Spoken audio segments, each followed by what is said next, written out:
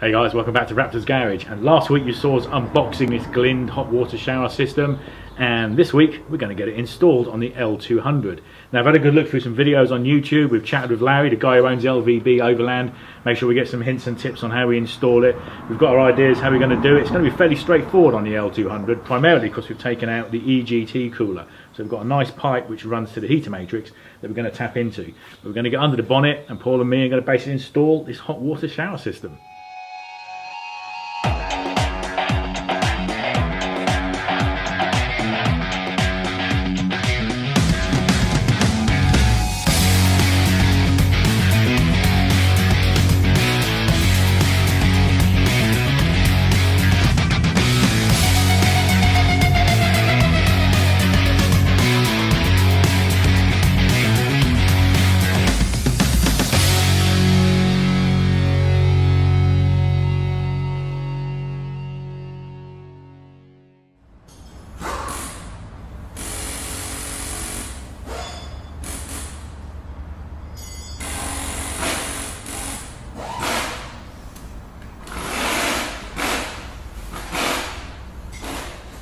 Right guys, so each install on each car is obviously going to be different. Based on your space, where you're going to be running your pipes to and everything like that. Now on the L200, what our plan to do is, as we've had a look at it, is we're actually going to delete the airbox or the air filter here. Simple reason is I've got an air filter on top of the snorkel, which is already basically filtering out my grime and my dust. So by deleting this, we can essentially take this out of the way. We're going to then run, I've got a 45-degree angled pipe coming to run from the snorkel straight into my air inlet there. So this then is going to give us some space in order to put that heat exchanger. And obviously there's different places in your engine bay depending on your vehicle where you can put your heat exchanger. You can start dropping it down below your radiator as long as it's protected by your bash guards and things like that. But for us it's going to work quite well, because if we put it here, this is our pipe where our EGR cooler used to be. We're going to run a pipe off this inlet, which is basically going into the heater matrix over there.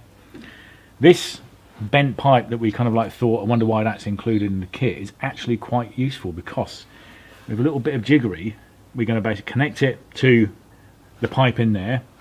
It gives us a nice couple of bends, which means we can then return it into our heat exchanger, come out of the heat exchanger, and then go back into connecting it to run into the heater matrix. We're going to take this all out and make a bit more sense once we've made some space in the engine bay, and we'll show you then exactly where that heat exchanger is going to sit. Then the next step is to find out where we're going to put the pump, and then basically before the pump, before all of this, we're going to put in the filter which comes with the kit, and then we're going to put ourselves some connectors on the end of that so we can connect a hose up to it, drop the hose into a bucket of water, or if we have a longer hose we could maybe throw the hose into a stream and pull water straight from that.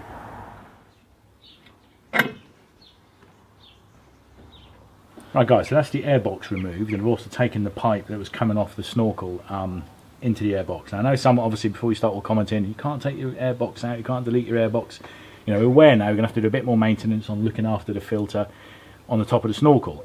Paul's just saying to me, K&N do like a maintenance kit, couple of bottles, one to clean it, one to kind of like help reseal it. So obviously I'm aware now we've got to do a bit more maintenance on looking after that filter on top of the snorkel, because we've deleted this one. But it seems the best solution. It's a nice bit of space now that we've got to put the heat exchanger in.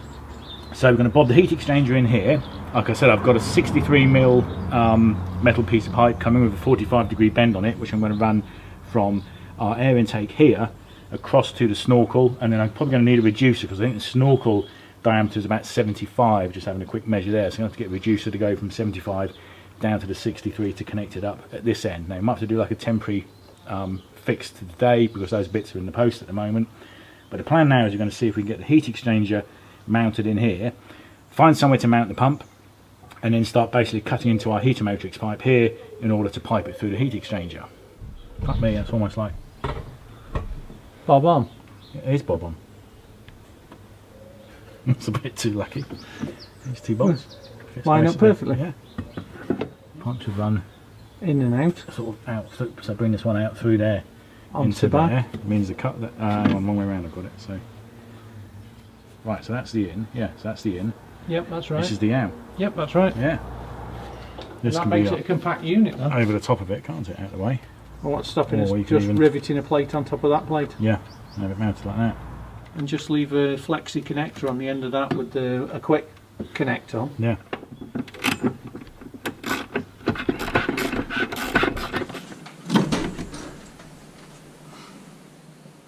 that metal plate off altogether, couldn't you? And just mount it on these rubber bushings. Yeah. Squeeze those out. Yeah, pop them out and put it onto rubber mounts, and then it's got anti-vibration and then bits that on. plate we can put the plate back on top. And rivet the pump to it. Yeah. Depending on which way you want to put it, I mean, we just put it the other way around anyway, couldn't we? What? Just put it in that way, and rather than take the plate off and put it back on the top. Which way do we actually want the pump? Well, the pump will just go and flow down. So that way, isn't it? Yeah. So heat's hot water and heat's in there. That works, doesn't it? Yeah. So I put the rubber bushings under that. Yeah. Then we can mount, like we said, mount the just thing on top of that. rivet the pump straight on the top of that. Told you it was easy. Right, guys. So with anything like this, obviously you need to make modifications so it fits your own vehicle. Now, this heat exchanger comes with a mounting plate. The reason for that plate is obviously it just gives you this bit of space where you're going to mount it to get around the fact that it's kind of basically it opens up and then it closes down from one end to the other. So you do need to use this mounting bracket to give you the clearance here. Now, we've already got some existing mounting holes where the old airbox was, and funny enough they line up exactly with this. However, we need to, if we use those holes, we just need to move this heat exchanger slightly back. So what we've done is basically just replicate this plate a little bit longer so we can mount the plate and then sit this heat exchanger slightly back. It's all nice and clear. The instructions are great because they're in English, but it's also got all your arrows on so that you know that basically your flow of water from your heat exchanger is coming in here, going out there, and then your flow for your cold water is coming into here, and then basically direction when you've got your warm water is going to come out there. So depending on which way you need to mount it, we're going to basically mount it with the front of the vehicle here. So what I'm going to do is I'm going to take this bracket off, replace it with the one that we've made up. We're going to reuse this bracket on the top of the heat exchanger because we're going to see if we can mount the pump above it, because we've got enough room in the engine bay. We can have the heat exchanger and then the pump mounted above, but we'll show you that when we get over to the vehicle. Right guys, so that's the heat exchanger in, and we've obviously adapted a mounting plate because it was sitting too far forward, so we just basically replicated the plate it came with and just extended it a bit so we could move it a couple of inches back. Still going to use the existing plate though, because I'm going to put that plate on top here and we're going to see if we can mount the pump on top. If it doesn't work, we'll have to look obviously over here as to where we're going to mount it. That's going to work fine at the moment. So next job, put that plate back on, work out where we're going to put the pump, and then we're going to work out where our piping goes. The actual manufacturer themselves recommend you have a go at fitting these into your vehicle, but any questions at all, just contact the guys at LVB Overland. They've got their own actual install team, so they do vehicle fittings of the roof tents, the awnings, equipment like this. So if you're not sure about doing it yourself, just contact them.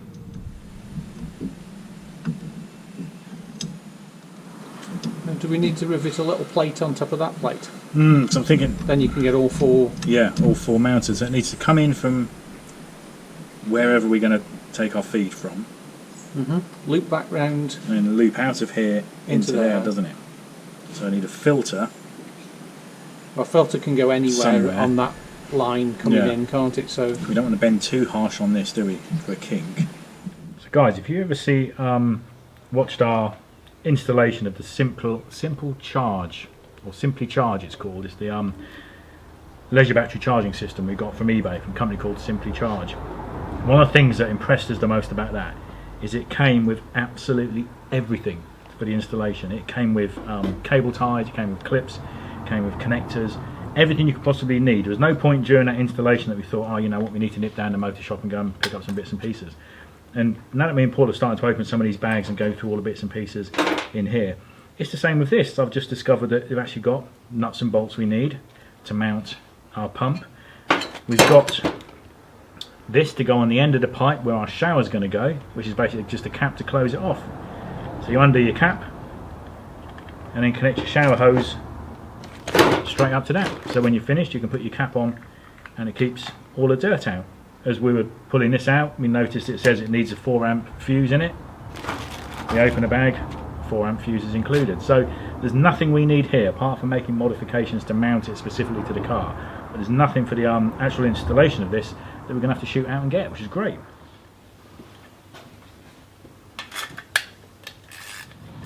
it's more fiddly than tight, isn't it though?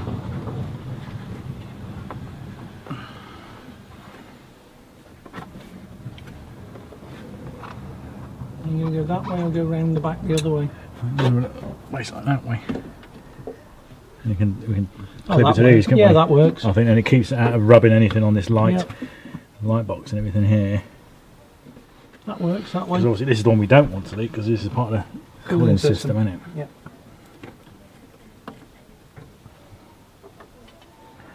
So run that round there. It's going to go through That'll there. fit through that. That will go on the underside. And then we can either go underneath that or over the top of it, depending on Whether you want to how go tight through, it is. Yeah. I'd go back through the Go P back clip through the P-clip onto that. because you've got couldn't enough hose to do it. Yeah. So that makes sense. That's that. if you pre-cut that to length, and literally we can just pull one off, put that straight on, you shouldn't lose any cooling, should you? Literally you can do it without dropping any coolant. So difficulty for fitting, I'd give it a 1 because it's not hard to fit. It's not hard to fit. It's just again that each car is going to be slightly different. How much space you've got, where you put it. How out the way you want it. But the theory of how it works is fairly straightforward, isn't it? Oh, it's simple as. And I say we actually had a guy, one of the subscribers, sent us a video via Facebook because he'd actually done it using the original heat exchanger for the EGT and managed to pump hot water through it. But we've interestingly had a good few comments and private messages regarding this when we did the unboxing of it, of people who've said, God, I wish I'd seen this earlier because I've been trying to set something up similar on my car, trying to find bits and everything, and yet for what the price of this, it isn't worth the effort of messing. Yeah. And this is going to work. Yeah. Everything's in the kit. Now, as I said at the beginning, we're going to obviously see if we can control the temperature to some degree using the blowers. But it's not obviously going to work on every individual car. But we'll have a chat at the end of this, as me and Paul have been discussing. We've looked at some ideas on YouTube. What people have done is how you can actually bring in a cold water feed to mix with your hot water feed, so if it starts to get too hot. Using a mixer valve. Yeah, using a mixer valve to actually control the heat. Because all you're going to do is basically where you're pumping your water in, your cold feed in, branch off that, use your thermostat, and then come back in to your feed that's going to go out. When your feed comes out, go back to that feed to come to your shower head. So it's it's adaptable enough and straightforward enough that you could, if you've got any issues with it starting to get too hot over time as the engine runs. I mean, you're not going to run it for long because obviously you're always going to be to some degree restricted on how much water you've got. But we're going to get this up and running soon, and we'll show you how. And it's probably a 2-hour job. I mean, we're up to a couple of hours at the moment, but of course we've had some breakfast, we've been chatting, we do the filming, we've done a bit of research on putting it in, get some ideas. I think the longest job's actually putting the wires in. And there's only 2 of them to wire the switch in. I think that's the most fiddliest job on this. And basically what we're doing now is just swapping over the coolant pipes. In effect, teeing the coolant pipe. We've got enough tube and pipe here to not to have to cut anything. So if you ever wanted to disconnect it, or there was an issue, you could actually just put your coolant pipe straight back onto where it came from. There's water in that. Probably should have run down the header tank first to let the pressure off. Never thought of that. It's still a bit warm. I'd come and hold that, but I've got a camera. I know, it's the joys of filming, guys. Is as much as you think you've got 2 hands. Or 4. Or 4. Yeah, I held that one. Oh, bollocks. You haven't put the Jubilee clip on, have you? Fuck. Just undo the Jubilee clip. I've put the P-clip on. I remembered that. I was thinking, that P-clip's not going to go on that, is it? Piss off. I know the wasps like me because of the taste of coolant. Well, The sweet, sweet taste of coolant. Well, they're on the apples at the moment, so anything alcoholic, I think. Yeah, a bit like us, really. So as we always say, once you've had this up and running for a bit, we'll go around all these Jubilee clips and check them, because obviously when things get warm, things change, soften up. Oh, well, pretty much got all the pipes in there, haven't we? Pretty much, that was the trickiest bit, was feeding that last pipe around the engine bay. Yeah, the blue heater pipe at the back, we took it out of its P-clip and we've had to reroute it round, so that basically it's just not rubbing on anything, but it fits perfectly. And I think we've lost, hang on, look at the floor, not even a pipe full of water, have we? Cool. There's, That's in. So now all we need to do is get the... cable tie that to that. I'm going to get another zip tie for that. Then we can fire it up just to see if anything's leaking, can't we? I can't see anything's going to leak. You'll have a bit of air in the cooling system for a minute, but... So this is our feed in. Okay, it's all nice and clearly marked. Here's our flow of water. So we need to now put a filter before this, and then what we're thinking is we're going to put a filter onto this, maybe another couple of inches of pipe, and leave that with a connector on in the engine bay. So then when we're ready, put a quick connect on it. Connect on, put your feed into wherever you get your water from, and then we've just got to run out of here now our hose pipe, which I was kind of wondering if we can bring it out and just pop it so it sits with the fastener just popping out through the It's a first test. That'll do. Yeah, you should be able to get through. We get the pipe through. That works. And then you can keep it under the cover. Yeah. And keep it clean. Yeah. Put it under the winch cover. Just remember, don't get caught in the winch. Yeah. I just ripped the shower. Oh dear. That's your incoming entry. Yeah. So first off, there's no reason why you can't leave that there now. Why can't you have your incoming here? And your outgoing? Yeah, it's got to get the filter in line here. So the filter, you can filter could sit there, couldn't you? Put filter in there. Filter there, cable tied into that. And then you can just go to your water source. And we just need another piece of pipe then to run to the Oh, put a quick connect on here. Put a hose connector. Yeah. That go to your water source. That can just stay as is. Yeah. This pipe here is the incoming water, sorry. So they'll put a filter into it. Put the filter just prior to the pump, which is here. And then the connector will be down on the front bumper.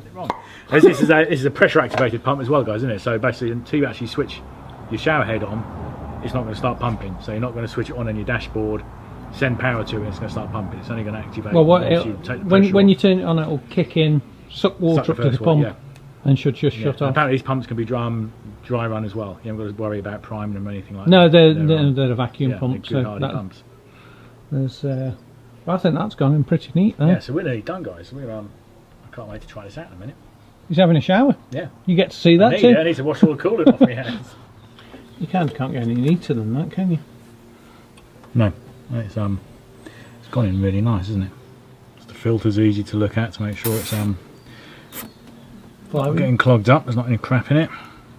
And we're going to be at the Overland show at the end of September, guys, or 17th, 18th and 19th. So if you want to come and see it in action, come and have a look. Come and check out Paul's truck. We're bringing a disco in the L200. So we've got all the 4B gear in the Paul's disco that you can see. Obviously the new canopies you can come and have a see and check out this hot water shower system. You can watch Chris have a shower. Yeah, probably not a good idea. Never mind the COVID. Chris is having a shower. Yay! Right, guys, so this is basically our pickup where this is going to take the water in. You use one of these connectors on it, and then basically we'll get a piece of just normal garden hose, put this one on it, and then it can be as long or as short as you want. So maybe just have a short one that I can just bob into a bucket of water or a jerry can of water, or if you want to take it from a stream or something like that, have a longer hose and straight on. So we're getting pretty close to being able to test this out. That works well, doesn't it? That has a pickup. So final now is just the feed to come to the actual shower head. So you've now got a shower where it's got blue silicone heater hose that matches everything else. Yeah. That's perfect length as well. It just sits up out the way, doesn't it? There. I like these silicone hoses sometimes because you can push them on, can't you? Because they're so thick and heavy walled. Yeah, they've got that bit of give as well as, even though they, fairly rigid, they will stretch, won't they?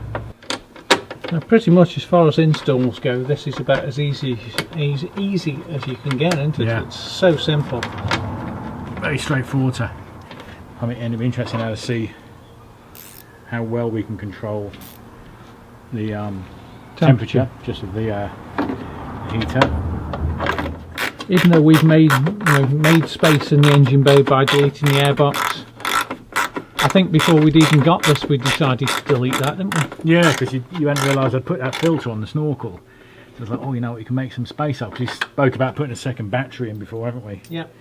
Which has made a big difference on the discos, because you've done it on that. It's just very confident to know you've got two charging batteries, cranking batteries, whenever you need them. So guys, you see how long this is? It's plenty long enough, just even coming right from the engine bay, just a little pop-up tent. Hook that up with some Velcro somewhere, and you're away. Comes with their rubber washers. So if you've ever changed your shower head before, guys, you'll know if you don't put those rubber washers in, they always leak. So just make sure when you do disconnect it, you don't drop that rubber washer out. Once they're kind of bedded in, they tend to stay in. But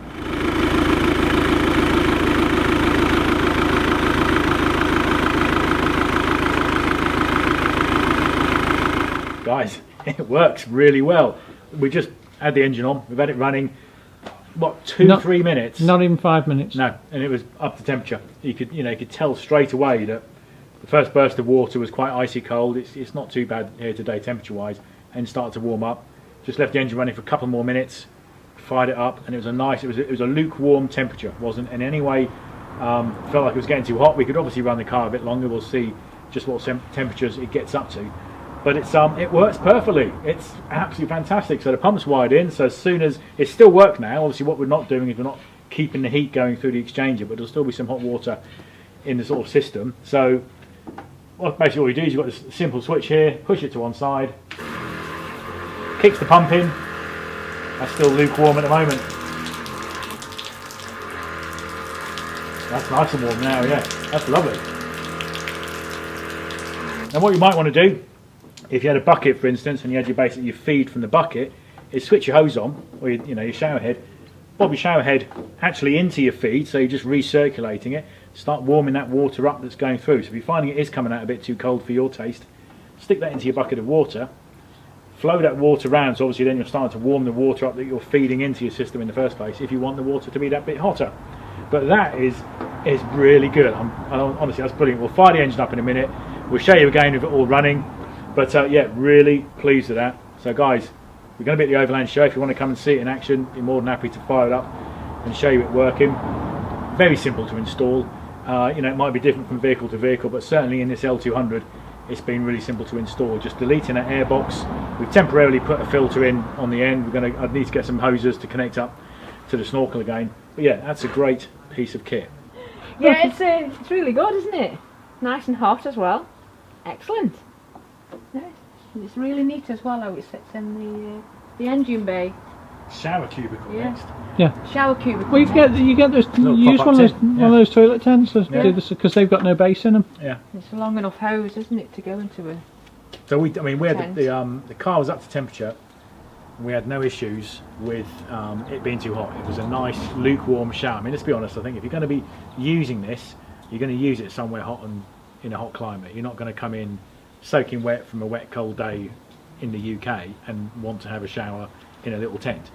That was a nice, there were no issues with that being too hot for sure. Now if you wanted it hotter, as we said, is if you've got your feed as say a bucket of water, pop the shower head into the bucket of water, turn it on, start warming up the water that you're feeding in the first place. So as far as needing to do anything with the heater controls, I had the heaters off, we had the engine up to temperature, and there's no issues with that being in any way too hot to shower. It was a nice lukewarm temperature. I think it probably would get a bit warmer if the engine was going. Yeah. Or maybe we actually got there and showered as soon as you arrived from a long but I don't think it'd be that much too hot. No. But for heating up, that was quick. Yeah. Well, we had it 4 minutes and it was 4 or warm. 5 minutes. Yeah. Temperature gauge is showing up to its normal temperature, but I say it hadn't physically been driving it. But guys, we're going to try this out. We're going to test it out. Okay. If we ever get any. We'll probably switch the camera off. Give Alf for your shower. Yeah, Alf, do you want a bath? No. So guys, like I said, we're going to be at the Overland show. Come and see us. We're going to be there. We're going to have some t-shirts with us. We're going to be with the guys from 4B with all their equipment. We're going to go and chat to the guys at LVB Overland. So we're going to get that on video, show you some of the tents and the awnings that they're doing. And if you want to come and have a chat and see this shower system in action, pop over and see us.